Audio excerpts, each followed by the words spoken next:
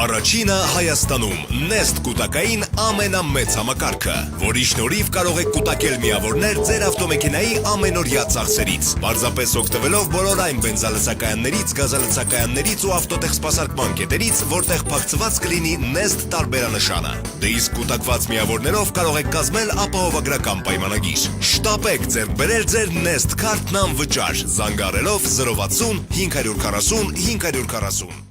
Բարև ձեզ բարեկամներ, ինչպես միշտ Բաց TV-ն ձեզ հետ է ձեր կողքին եւ փորձում է ամեն ինչով օգտակար լինել մեր բոլոր այն հեռուստադիտողներին, ովքեր հավատում եւ սպասում են Բաց TV-ի հաղորդումներին։ Գիտեք, շատ ափսոսում եմ, որ այս վերջին օրերին ստիպված եմ աշխատել Մոսկվայից, որովհետեւ կան առողջական խնդիրներ, որոնց լուծումը կարծում եմ առաջիկա մի երկու շաբաթվա ընթացքում ինչպես ասում են կլուծվի եւ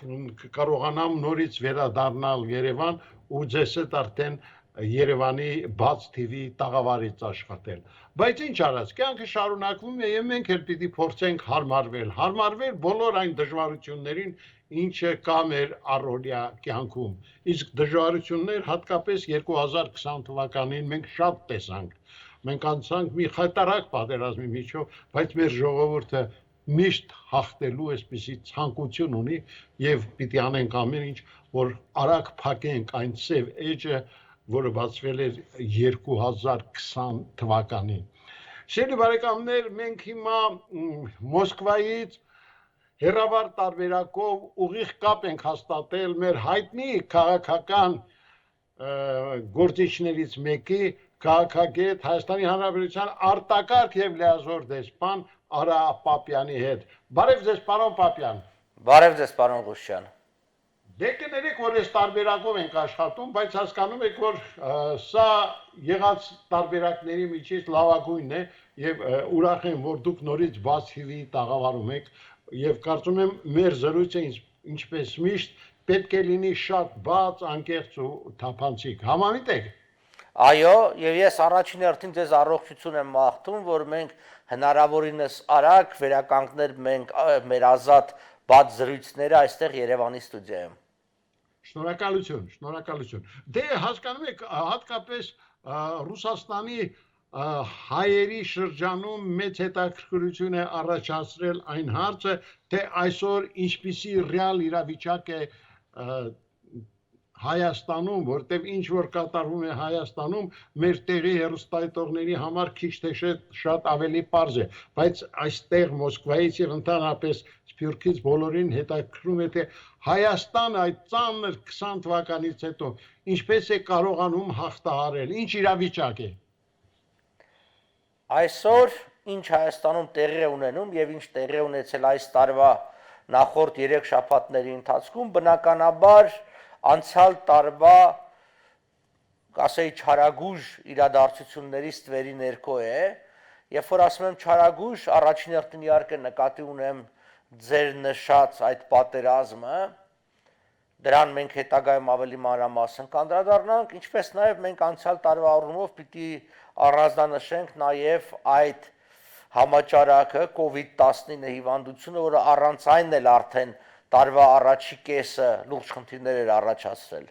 Ես կարծում եմ, որ ցավոք սրտի այս տարի մենք ունենալու ենք բավականին ծանր տարի եւ տնտեսական առումով, որովհետեւ դա լինելու է անցյալ տարվա այդ խիստ սահմանափակումների, տնտեսական դժվարությունների արձագանքը եւ հոգեբանական առումով եւ անորոշության առումով, որտեղ դեռևս վիճակը անորոշ է, Արցախի հարցում շատ բաներ մնում են անորոշ, հստակ չեն, մնում է ինչ որ կամայական մեկնաբանության, օրինակ Ալիևը ցանկացած ձևով փորձում է մեկնաբանել այդ ստորագրված երկու փաստաթղթերը, նկատի ունեմ նոյեմբերի 9-ի եւ հունվարի 11-ի, առ այսօր ցավոք սրտի լուծված չէ մեր ռազմագերիների ազատման հարցը եւ զոհվածների մարմինների աճյունների հայտնաբերման եւ Հայաստան տեղափոխման, բնականաբար այս ամբողջը իր ծանր հետքն է թողում հասարակության վրա եւ մենք բոլորս մի տեսակ սպասումների մեջ ենք, նաեւ այն առումով, որտեւ կարծում ենք, որ արմատական փոփոխություններ կլինեն Հայաստանի ներքին կյանքում եւս, պարտված վարչապետը իր թիմով պիտի գնա, պիտի լինի անցումային շրջան, որին էլ պիտի հաջորդեն արդեն համապատասխան իրավական փոփոխություններից հետո նոր ընտրություններ եւ Հայաստանի նոր իշխանությունների ձևավորում նոր Հայաստանում։ Պարոն Պապյան,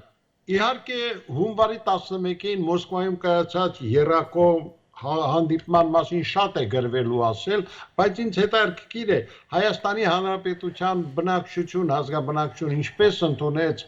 այդ հանդիպման արդյունքները, ինչ նոր բան տեղի ունեցավ, ինչ որ նորագույն ինֆորմացիա ստացանք, թե սա պարզապես շարունակվում է լղոզված քաղաքականության շարունակությունը։ Ասեմ, որ Հայաստանի բնակչության մեծ մասը շատ ավելի մեծ ակնկալիքներ ուներ այդ հանդիպումից, մոսկովյան հանդիպումից, որովհետև կարծում էր, որ գերիների հարցը պիտի լուծվի, գոնե սկզբունքորեն, այսինքն հստակ ժամանակացույց նշվի, հստակ պարտավորություններ լինեն կողմերի, իսկ կողմեր ասել ես նկատների Ադրբեջանի եւ Ռուսաստանի կողմից, որտեղ Ռուսաստանը եւս պարտավորություններ ունի, հիշենք, որ երրորդ ստորագրությունը դա Պուտինի ստորագրությունն է եւ ինչ որ այդտեղ կա գրված այդ նոյեմբեր 9-ի կամ 10-ի, նայած թե ոնց կհաշվենք, որ ժամանակով ստորագրությունը կհաշվենք, այդ փաստաթղթի կետերի իրականացումը։ Ձեր նշած հունվարի 11-ին ցավոք սրտի միայն անդրադառնում է նոյեմբերյան փաստաթղթի 9-րդ կետին, այն է այդ ճանապարհների բացմանը։ Եվ այդտեղ շատ ավելի հստակեցված է հանձնաժողով, ենթահանձնաժողով, ժամկետներ, փոխվարչապետների մակարդակով հանդիպում եւ այլն եւ այլն։ Այս հարցում պիտի ասեմ առավելապես շահագրգռված կողմը Ադրբեջանն է, Թուրքիան է եւ մասամբ Ռուսաստանը։ Հայաստանի պարագայում պետք է ուռճացնել սրա դերը, որոնք սա փորձում են ոմանք ներկայացնել իբր ապաշրջափակում, սա չի կարող դիտարկվել ապաշրջափակում, զուտ այն պատճառով, որ օրինակ որևէ հայ չի համարձակվի, օրինակ երկաթուղիով կամ ցամաքային ճանապարհով Ադրբեջանի վրայով, այսինքն որ այդ ճանապարհը անցնում է, գիտեք, հարավով, հետո դեպի հյուսիս Բաքվով, Դաղստանով, Ռուսաստան գնալու։ Իսկ ադրբեջանցիները օգտվելու են, որտեղ Հայաստանով անցնող այդ կարճ ճանապարհը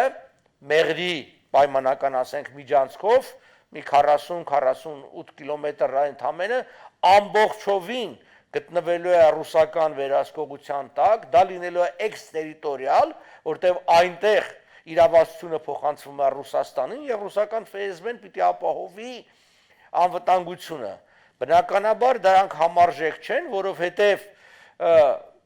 անվտանգությունը կապահովվի Հայաստանի տարածքում ադրբեջանցիների համար, իսկ Ադրբեջանում չի ապահովվի հայաստանցիների համար։ Այնպես որ եւս այդ հունվարի ստորագրված փաստաթուղթը առանձնապես մեզ որևէ մեծ բան չի տալու։ Պարզ է։ Գիտեք, այստեղ էլ հայկական համայնքը Ռուսաստանի Դաշնության շատ դժգոհ է այդ հանդիպումից եւ մարդիկ զարմանում են, թե ինչպես կարելի է անընդհատ ոտնահարել Հայաստանի շահերը, անընդհատ մեզ դնել նվաստացուցիչ վիճակում։ Ինչ է կարծում, սա այն ծրագիրն է, որը Ալիևը փորձում է իրականացնել Վլադիմիր Պուտինի հետ, թե այստեղ ուղղակի հանգամանքներ այնպես են զարգանում, որ այլ տարբերակ չկա։ Չէ, իհարկե տարբերակներ միշտ կան, պարզապես Նիկոլ Փաշինյանի համար այդ տարբերակը չկա, որովհետև նա բոլորի կողմից է թվում նաև Պուտինի եւ Ալիևի կողմից ընկալվում է որպես պարտված, երկրի պարտված վարչապետ, ղեկավար։ Եվ դա ակնհայտ է, ինքը պարտված է։ Անկախ այն հանգամանքից, որ այդ պարտությունը տասնամյակների խորքից է գալի, համաձայն եմ դրան, այսինքն զինադադարը կնքելուց հետո 94-ից հետո շատ ճիշտ բաներով հանդերձ էական թերացումներ են եղել, մենք հիշենք բանակում հսկայածավալ կոռուպցիա է եղել, Արցախում անասելի չափերի մեծ կոռուպցիա է եղել, երբ որ մենք փորձում էինք խոսել դրա մասին, ասում էին չի կարելի Արցախի մասին վատ բան ասել, կարծեք թե միայն այսինքն լավը պիտի ասվի, այդ դրա հետևանքով մենք ունեցանք այն ինչ որ ունեցանք, այսինքն թղթի վրա գրվեցին միլիոնավոր դոլարներ ծախսվեցին իբր պաշտպանական դիրքերի ամրացման համար, իբր զենքի գնման համար, բայց իրականության մեջ ոչ մեկը կար եւ ոչ մյուսը եւ դրա պատճառով մենք լրջագույն կորուստներ ունեցանք, առաջին հերթին դա տարածքի կորուստներն է, որը զգալի կորուստներ է մեզ համար, որը նաեւ Զանգեզուրը դրվեց Հայաստանի, Զանգեզուրը դրվեց հարվածի տակ, մյուսը դա այն զոհերի թիվն է եւ հաշմանդամների թիվը, որ մենք ունենք եւ որը արդեն տասնամյակներ է տևելու, սրա հետևանքները որևէ մեկը չկարծի, որ պատերազմը ավարտելուց հետո հետևանքները վերացվում են, ոչ, պատերազմի հետևանքները տասնամյակներ են մնում, օրինակ երկրորդ համաշխարհային պատերազմի հետևանքները ՍՍՄ-ը հաղթահարում էր դեռևս տասնամյակներ, առնվազն 30-40 տարի այդ ՍՍՄ-ը, որ մեծ երկիր է եւ նկատի ունեն ոչ միայն իհարկե տնտեսական, այլ նաեւ դեմոգրաֆիկ։ Այն դեպքում, երբ որ ՍՍՀ-ը հաղթող երկիր էր, այսինքն հոգեբանական վերելքի մեջ էր, փորձ է արվում Հայաստանի ներկա ղեկավարության կողմից ասել, որ շատ երկրներ, որոնք պարտվել են, կարողացել են նորից ոտքի կանգնել։ Համաձայն եմ, շատ երկրներ նորից ոտքի են կանգնել եւ մենք եւս ոտքի են կանգնելու, հզորանալու ենք եւ այլն։ Բայց այն անձինք, ովքեր այդ պարտության մեղավորներն են, չեն կարող հաղթանակը կերտողները լինեն։ Երբ որ նայում ենք աշխարհի երկրներին, բոլոր պարտված երկրների ղեկավարները հեռանում են, գալիս են նորերը, հաճախ հները դատապարտվում են, հաճախ ամենախստագույն պատիժների են արժանանում, լինի օրինակ մեր հենց հարևան Օսմանյան կայսրությունը Թուրքիան, որը պարտվեց, որ ամբողջ ղեկավարությունը փախավ եւ դատապարտվեց սխալ քաղաքականության համար, հիշեցնեմ, որ Էնվեր Թալեատ եւ Ջամալը, որ դատապարտվեն եւ մյուսները չեն դատապարտվել հայերի կոտորածների համար, որտեղ շատերը փորձում են դա այդպես ներկայացնել։ Ոչ, նրանք հենց դատապարտվել են երկիրը պատերազմի մեջ ներքաշելու համար։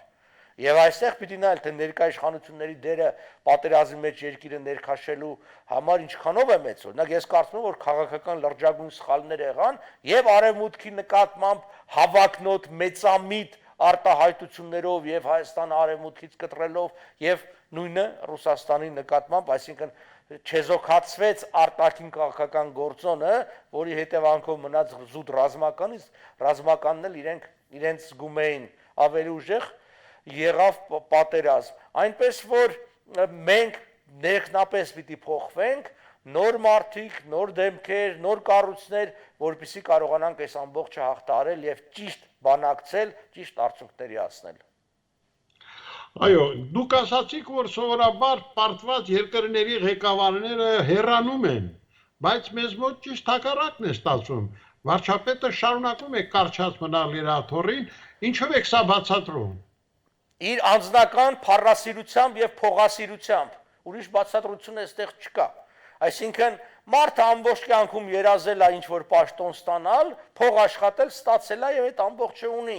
Եվ ակնհայտ է, չէ՞ որ Նիկոլ Փաշինյանը չունի սթափ մտածողություն, եւ դա միայն այս պատերազմի ժամանակ չէր, գոնե այդ 2-2.5 տարվա ընթացքում իմ անձնական փորձը շփումների մեջ մտնել եւ ինչ որ ցեով օգտակար լինել, որը ձախողվել է, հարյուրավոր մարդկանց նման հարց ցույց է տալիս, որ մարդը պարզապես եւ ոչ միայն ինքը, իր թիմի մեծագույն մասը, ընդհանրապես զուրկ են քաղաքական մտածողությունից, սթափ մտածողությունից եւ իրավիճակը գնահատելուց։ Գիտեք, քաղաքականությունը եւս մասնագիտություն է, դա միայն խոսալու ձիրքը չի, այդտեղ հսկայական ուսումնառություն է պետք, հսկայական փորձ է պետք ճիշտ գնահատելու համար իրավիճակը։ Գիտեք, մի քայլ օրինակի համար ընդունել արդյոք պարտության առաջարկը, ասենք պատերազմի, չգիտեմ, 10-րդ օրը կամ 20-րդ օրը թե շարունակել, դա ընդամենը մի որոշման հարց է, չէ՞, շարունակել կամ դադարեցնել, որտեղ շատ ծանր է դադարեցման եւ պարտության, բայց դրա համար հսկայական փորձ ու գիտելիք պիտի ունենաս ճիշտ որոշում կայացնել, եւ այդ մի որոշումից, երկրի ղեկավարի որոշումից շատ բան է կախված լինում։ Շատերն ասում են,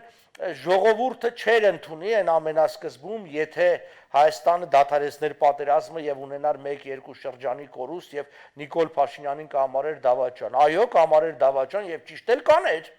Հիմա էլ ենք համարում դավաճան, բայց ամբողջ քաղաքական ուժը քաղաքական գործիչի նա է, որ նա եթե պետք է պիտի ինքնազոհումի գրա, շալակի դավաճանի պիտակը,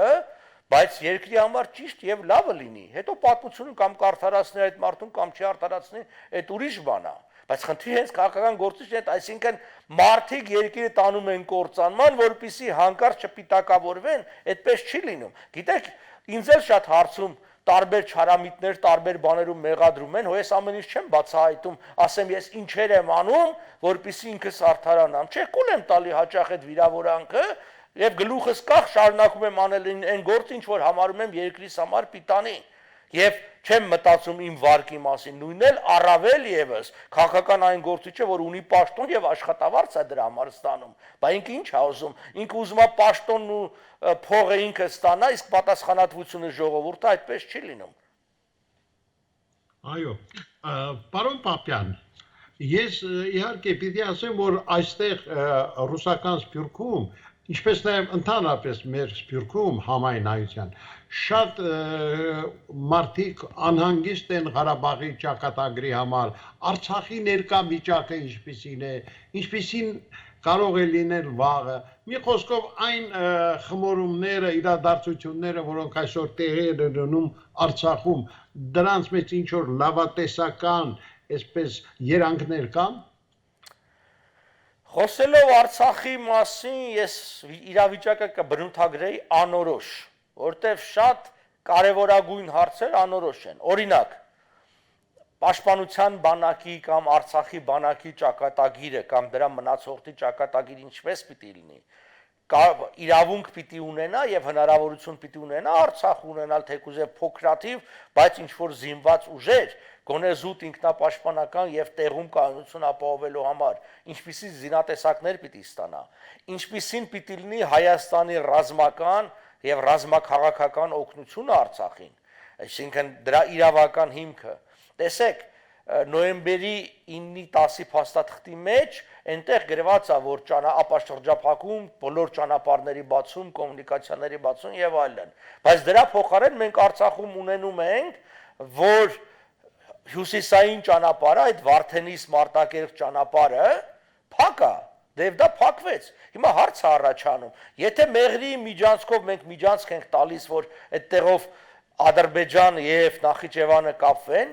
ինչու Վարդենիսը չի կարող կապվի Մարտակերտի հետ այդ ճանապարհը, հատկապես երբ որ կետը կա ապաշրջափակում։ Ինչու պիտի լինի միայն Լաչինի միջանցքը, այն էլ բավականին, այսպես ասած, խնդրալույց կարգավիճակով։ Դա էլ անորոշության հարցն է։ Անորոշը մնում, ռուսական կողմը ոչ այդքան, ավելի շատ ադրբեջանական կողմն է պնդում, հիմա ռուսները կամաց դիրքորոշում փոխվում են, խոսքս կարգավիճակի մասին է Արցախի։ Հիմա փառք Աստծո, որ Ֆրանսիան եւ Միացյալ Նահանգները պարբերաբար պնդում են այն տեսակետը, որ հակամարտությունը լուծված չէ եւ Արցախի կարգավիճակի հարցը բաց է։ Եվ Ռուսաստանի փոխարտգործնախարարի Ռուդենկոյի հանդիպումը այս վերջինը ներկայացուցիչների հետ Ֆրանսիայի եւ Միացյալ Նահանգների, նա եւս վերահաստատեց, որ կարգավիճակի հարցը կա։ Եվ սա տեսնում ենք, որ արտաքին ճնշման հետևանք է, իսկ կարգավիճակի հարցը խիստ կարևոր է, որովհետև կարգավիճակը իր հետ բերելու է նաև լղիմի, այսինքն ոչ թե լղիմի մնացորդի, այլ լղիմի ամբողջական տարածքի հարցը, այսինքն ինչու պիտի Ադրբեջանը օկուպացված պահի Հադրութը, որ ինքը գրավել էր, իսկ մենք Քարավաճառն ու Լաչինը, որը շատ ավելի մեծ է իր տարածքով Հադրութից, հանձնենք իրանց։ Հիշեցնեմ, որ նոյեմբերի 9-ի փաստաթղթի առաջին իսկ կետը ասում է, որ պիտի կողմերը մնան իրենց դիրքերում ստորագրման պահին։ Այս ստորագրման պահին ամբողջ Քարավաճառը եւ ամբողջ Լաչինը մեր վերահսկողության տակ էր։ Այդ դեպքում ինչի անձնեցինք 4-4.500 քառակուսի կիլոմետր տարածքը։ Եթե այսպես ասենք, խնդրի հիմքում դրված է լղիմի կոնցեպտը, հայեցակարգը, ուրեմն գոնե ամբողջ լղիմը այդ 4.500 քառակուսի կիլոմետրը պիտի տրվի հայերի վերահսկողությանը։ Եթե հիմքում դրված է հրադադարի պահին ամեն մեկը իր տեղում մնալու հարցը, դա եւս ձև է, այսինքն խնդրի լուծման, բայց այդ դեպքում հասկանալի չի ինչու Լաչինն ու Ղարաբաղը պիտի տանք։ Այս ամբողջ անորոշությունները առ այսօր մնում են, առավել եւս անորոշ է մնում նաեւ արդեն նշածս Մեղրի Միջանցքի հարցը եւ այլ նման բազմաթիվ հարցեր։ Պարոն Պապյան, փաստորեն մենք ականատես եղանք, թե ինչպես 2021 թվականի հունվարի 20-ին փոխվեց Միացյալ Նահանգների իշխանության եկավ Ջո Բայդենը։ Հայերից շատերը մեծ հույսեր են կապում նրա իշխանության գալու հետ։ Ինչ եք կարծում, այն ինչ որ բանով կարող է իսկապես մեզ համար դրական այսպես ազդակներ ունենալ։ Քաղաքականության մեջ ստեղծվում են տարբեր իրավիճակներ, որոնք իրենց մեջ ունեն հնարավորություն, որ դու կարող ես օգտագործել դա, բայց կկարողանաս դա օգտագործել թե ոչ, շատ բանով կախված է քեզանից, քո ղեկավարության քաղաքական հմտությունից, ջանքերից, նախաձեռնությունից, ոչ ստանդարտ մտածողությունից, հնարավորություններից, ինչպես տեսեք, շախմատային ինչ որ մի պարտիայի ժամանակ, չէ, նույն իրավիճակն է, մեկը կարող է այդ խաղը շարունակել այդ կետից եւ պարտվել, ուրիշ մի խաղացող նույն, այսինքն պարտիա նույն կետից շարունակի եւ հաղթել, ուրեմն միայն իրավիճակը չի, այլ հմտությունների հարց է։ Այսինքն մենք անդրադարձանք օրինակ նույն բանակցություններին, որ ասում են, բա դուք լինեիք, ինչ պիտի անեիք, որևէ բան հնարավոր չէ։ Դե հնարավոր չէր, ուրեմն աշխարհի բուհերում եւ դիվանագիտական ակադեմիաներում բանակցային արվեստ չպետք է անցնեին։ Այդ հսկայական տեսություններ կա, ամբողջ մի գիտություն կա դրա համար։ Եթե բանակցողի հմտությունը դեր չունի, բան չեն մարդիկ նման բաներ։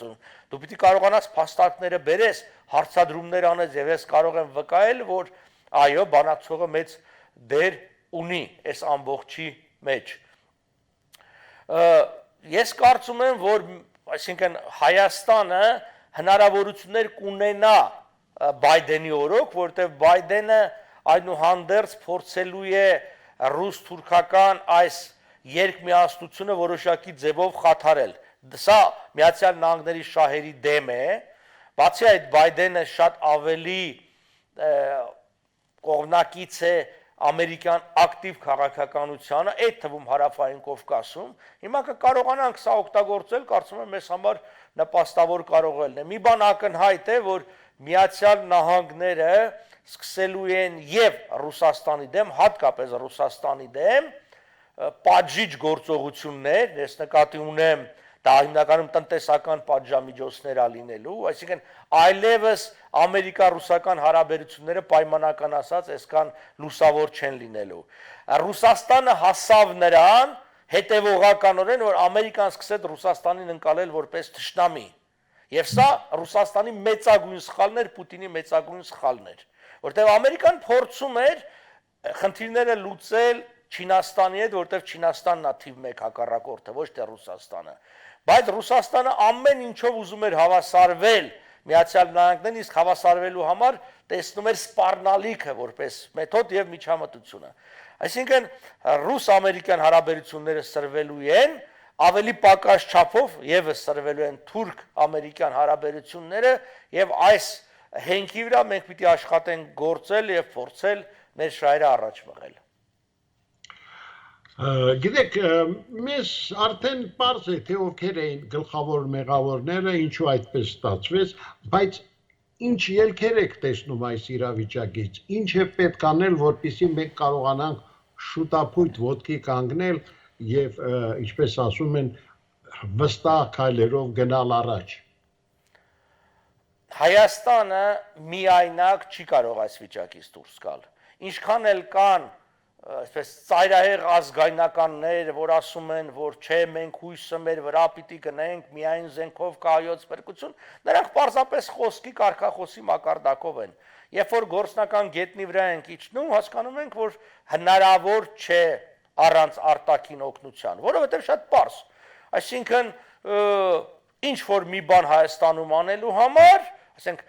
էներգետիկ համակարգը բարելավելու համար կամ ինչ որ մի նույն երկաթուղիների մասին է խոսք հիմա գնում, որ ընդհանրապես ասենք այստեղ շատ ենք խոսել Դիլիջան Իջևան հատվածը նորոգելու համար 500 միլիոն դոլար փող են ուզում, հասկանալի չէ ինչու այդքան մեծ, բայց այնուհանդերձ։ Այսինքն Հայաստանը կարիք ունի առաջիկա 5 տարում, ինչ ասեմ, մի առնվազն 10-15 միլիարդ դոլարի ներդրումներ միայն ենթակառուցվածքների մեջ, էլ չեմ ասում մյուս խնդիրները։ Հայաստանը ինքը այդ փողերը չունի եւ երբեք չի ունենա։ Ով պիտի տա այս փողը։ Այսօր փող երկու պետություն կա որ ունի, դա Միացյալ Նահանգներն է եւ Չինաստանը, որ կկարողանա այդ ամբողջ անի։ Կկարողանանք նրանց այդ լեզու գտնենք, շահագրգռենք, որ իրենք ներդրումներ անեն։ Հիմա Չինաստանը ավելի առաջնորդվում է տնտեսական նպատակներով, թեև հետևից բերվում է բնականաբար քաղաքական շահը։ Ամերիկան հակառակն է, արժևից ստանում է քաղաքական շահ, հետևից տնտեսականը։ Այս երկուսի հետ պիտի փորձենք, բայց այստեղ ուրիշ խնդիր կա։ Այս դեպքում մենք բախվելու ենք նաև Ռուսաստանի հետ։ Ռուսաստանը ինքը ներդրումներ չի անելու, ինչպես չի արել այս 30 տարվա մեջ, բայց նաև թույլ չի տալու, որ ուրիշները անեն։ Այս էլ ուրիշ հարց է, այսինքն պիտի կարողանանք նաև այս եռյակի մեջ արգելող Ռուսաստան, ոչ շատ շահագրգռված Չինաստան եւ Ամերիկայի միջոցով այս մեծ եռյակի մեջ կարողանանք Հայաստանի ապագան ապահովել։ Ասեմ, որ մենք պարտավոր ենք դա անել, որտեղ մենք վերջին սերունդն ենք, որ հնարավորություն ունենք դեռևս Հայաստանում բան փոխելու։ Եթե մենք առաջիկա 20-ամյակում չփոխենք արմատական հարցեր, լինի դա արտաքին քաղաքական կողմնորոշման, տնտեսական նորացման, այս եղած սովետական ինֆրաստրուկտուրանն էլ արդեն կմաշվեն, կզրոյանան արդեն գրեթե, որտեղ ըստ էության յուրաքանչյուր տարի մենք ավելի ենք կորցրել, քան կառուցել ենք, եւ մենք ունենանք, ինչ ասեմ, աֆրիկյան ամենահետամնաց երկրների մակարդակի երկիր, որը պարզապես կլինի ռուսական ռազմաբազայի, թուրքական լայսպարման ապրանքների եւ այսպես միջ-էթնիկ, միջ-կրոնական բախումների տարածք։ Նման հայրենիք ես չեմ ուզում, չեմ կարծում, որ մեզ դիտողները եւս ուզում են։ Իսկ եթե մենք ուզում ենք կայուն, հզոր, տնտեսապես զարգացած Հայաստան, ուրեմն պիտի լինենք կայուն, հզոր, տնտեսապես զարգացած երկրների հետ։ Սա է, այլ ընտրություն չկա։ Գիտեք, Ռուսաստանի հայկական համայնքը հատկապես շատ են դժգոհում մեր քաղաքական մեկնաբանների, քաղաքագետների, վերլուծաբանների այն դիրքորոշումից, իբր նրանք ունեն ընդգծված հակառուսական, այսպես կարծիք։ Ես չգիտեմ որքանով է դա համապատասխանում իրականությանը, բայց ես գիտեմ, որ եւ դուք եւ մեր մյուս քաղաքագետները միշտ էլ այն կարծիքին եք, որ ռուս ժողովուրդը, հայ ժողովուրդը միշտ եղել եւ մնում է լավագույն բարեկամ։ Համավիտ եք այդ տարբերակին։ Իհարկե, ոնց կարող ենք Հայաստանը կամ մենք լինենք հակառուս, երբ որ մեր արածների մեծ մասը պրոռուսական է։ Նայած թե հակառուսական ասելով ինչ են հասկանում, օրինակ իմ բերած օրինակը, այդ Իջևանի, Դիլիջան Իջևան հատվածի, որի հաշվարկները տվել են այդ նորոգման, որտեղ ժամանակին այդտեղ հոսք է եղել եւ 500 քառակուսի մետր, կներեք, 500 գծամետր հողով ծածկվել է։ Գիտեք, ռուսական կողմը ինչքան է հաշվարկել այդ հողը մաքրելու համար։ Ամեն մետրը $1 միլիոն։ Նման բան չկա։ Նոր երկաթուղու կառուցելը հենց ռուսական գներով $300,000 $1 կիլոմետր, ոնց կարա 1 մետրը, այսինքն 1000 անգամ ավելի փակած տարածքը Հայաստանում արժենալ այդ գները։ Բայց հիմա որ դրա մասին խոսում ենք, նույն թալանի մասին ենք ռուսական ընկերությունների խոսում, Գազպրոմի մասին ենք խոսում, որը այստեղ այնպիսի գներով է ծախում, որ եվրոպական գներից ավելի թանկ է։ Ճիշտ է, խորամանկություն են ասում, իրենք աշխարհին ցույց են տալիս եւ ռուսահայերին ցույց են տալիս այն գինը, որը տալիս են սահմանի վրա, նույն Գազպրոմի դուստր ձեռնարկությանը, որն էլ հետո 2.5 անգամ թանկ գնով ծախում է մեզ։ Կարևորը ես ինչքան եմ վճարում իմ գրպանից Գազպրոմին, ոչ թե Գազպրոմը ինչ մախինացիայի շնորհիվ փողը կթում եւ կլպում է ժողովրդից։ Հիմա էսի կասեն հակառուսականա, չէ, սա հակա իմպերիալիստական է։ Ռուսական իմպերիալիզմը կեղեքում է Հայաստանը։ Ռուս ժողովուրդը, անգամ ռուս ազգայնական քաղաքական գործունեության հետ մենք խնդիր չունենք։ Ռուսաստանը շահագործվում է սեփական վերնախավի եւ օլիգարխիկ թալանչների կողմից, իսկ Հայաստանը կրկնակի է թալանվում, որովհետեւ եւ ռուս օլիգարխներն են թալանում Հայաստանը, եւ տեղական կոմպրոդորական բուրժուազիան տեղական ապիկար ղեկավարության հետ միասին։ Եթե Ռուսաստանը առաջնորդվի սեփական շահերով, Հայաստանի ու ռուսական շահերը շատ հարցերում կհամադրվեն իրար հետ։ Իսկ եթե Ռուսաստանը օրինակի համար ինքը ատոմական չպտի կառուցի, ինչպես հայտարարել է, բայց արգելի կանադացիներին ու ճապոնացիներին կառուցել է, ինչպես եղավ։ Հիմա ով է ում դեմ։ Մենք ենք Ռուսաստանի դեմ, թե Ռուսաստանն է մեր դեմ։ Ես կասեմ Ռուսաստանն է իրականացնում հակահայկական քաղաքականություն եւ ոչ թե մենք հակառուսական։ Դրա ամենավերջի վկայությունը պատերազմներ 44 օրյա, որի առաջի 22 օրը Ռուսաստանը ոչ մի փամփուշտ Հայաստանին չտվեց։ Հետո սկսեց տալ, օրինակ 5 բուկ տվեց Հայաստանին, վաճառեց, ոնցի 4-ը չեն աշխատում, փչացած են։ Իրանք չգիտեին, որ փչացած են այդ բուկերը։ Իհարկե գիտեին։ Այնպես որ պետք չի վերացական հայտարարություններ անել։ Ցանկացած ասված պիտի փաստերով հիմնավոր, ինչպես ես հիմա հիմնավորեցին։ Եթե պետքա ես կարամ եւս 20, 30, 50 փաստ բերել Ռուսաստանի հակահայկական դիրքորոշման, բայց ես նկատում եմ Ռուսաստանի Կրեմլի քաղաքականության, ոչ թե ռուս ժողովրդի եւ ոչ թե մեր ընդհանուր շահերը գիտակցողներ։ Ես հավատում եմ, որ մոտ ապագայում Ռուսաստանում եւս տեղի կունենան մեծ փոփոխություններ, Ռուսաստանը ինքը կազատվի շատ քաղաքական գործիչներից եւ ուժերից եւ այդ դեպքում Հայաստան եւ Ռուսաստան շատ ավելի լավ իսկապես դաշնակցային հարաբերություններ կունենան եւ ոչ թե տերն ու ծառայի։ Եղավ, շնորհակալություն պարոն Պապյան, հերթական բաց անկեղծ թափանցիկ զրույցի համար։ Ես մեր հեռուստատողներին հիշեցնեմ, որ մենք Մոսկվայից հերավար տարբերակով զրուցում էինք քաղաքագետ մեր հայտնի հասարակական քաղաքական գործիչներից մեկի ազգային ժողովրդավարական բևեռի նախաձեռնող խմբի անդամ Արա Պապյանի հետ։ Այսօր այսքանը, սիրելի բարեկամներ, վաղը սպասեք մեր հերթական միացմանը։ Ցտեսություն։ Առաջինը Հայաստանում Nest կուտակային ամենամեծ համակարգը, որի շնորհիվ կարող եք կուտակել միավորներ ձեր ավտոմեքենայի ամենօրյա ծախսերից, պարզապես օգտվելով բոլոր այն բենզալցակայաններից, գազալցակայաններից ու ավտոտեխ սպասարկման կետերից, որտեղ փակցված կլինի Nest տարբերանշանը։ Դե իսկ կուտակված միավորներով կարող եք կազմել ապահովագրական պայմանագիր։ Շտապեք ձեռք բերել ձեր Nest քարտն անվճար, զանգահարելով 060 540 540։